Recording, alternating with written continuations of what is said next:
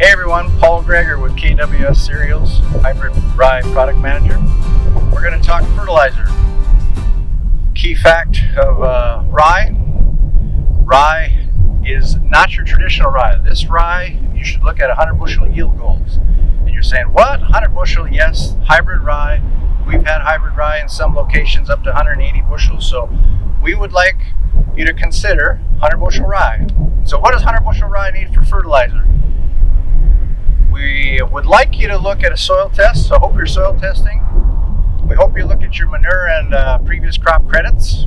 Those are important to add into there. So 100 bushel rye would probably need 25 units of phosphorus, 40 to 50 units of potash, and probably you want to apply 1.2 units of nitrogen per bushel. So if you use those numbers, you should come up with probably putting on 20 to 30 pounds in the fall of nitrogen with your potash and your phosphorus. And in the spring, where we are now, we'd like to see another 20 to 40 units of nitrogen. Plus, we'd like to see you put about 25 units of sulfur on as sulfate form. And that's very important because at that time that you want to do your application. So right now in this field, this is probably about right at the end of the application range. We're starting to get into close to joining or stem elongation, but we want to go early and we want to put that fertilizer on as soon as you can. So when you can get out in the field and travel, not rut it up and do those things, get your fertilizer, get your nitrogen and sulfur on, the rest of that. If you didn't get all your phosphorus and potash on, get that also on early, and then you'll be set for that 100 bushel yield goal. And the reason you want to do that early, we've had some questions. Some people ask me, well, I'd like to split apply my nitrogen. With hybrid rye, you don't need to. Your split application would be one time in the fall and once in the spring. You don't need another application or two extra applications in the spring. You get that rye on just before jointing. That's when 90% of its nitrogen is taken up.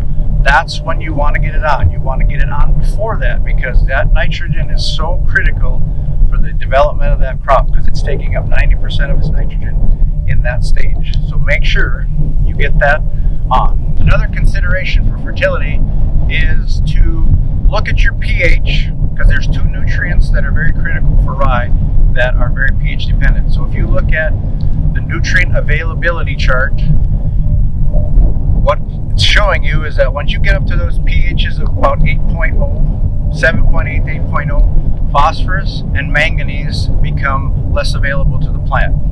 And phosphorus, of course, is very critical for early growth, for plant development, root development. So in the fall, we want that to happen. The other thing that happens is pH and dry soil is also a factor. So the drier the soil is and the higher the pH, those become even more deficient. And especially manganese in the spring, you'll see manganese in the field. If you've done some spreading, you'll see green tire tracks out there. So that's an indicator of manganese deficiency. So you need to apply manganese as a foliar application with your herbicide or your fungicide, and that's a magnesium sulfate. So make sure if you have any high pHs and you really had some dry soils, keep an eye on phosphorus and manganese. For more information on fertility, get hold of your local KWS distributor or give me a call, 612-398-8832. Thanks.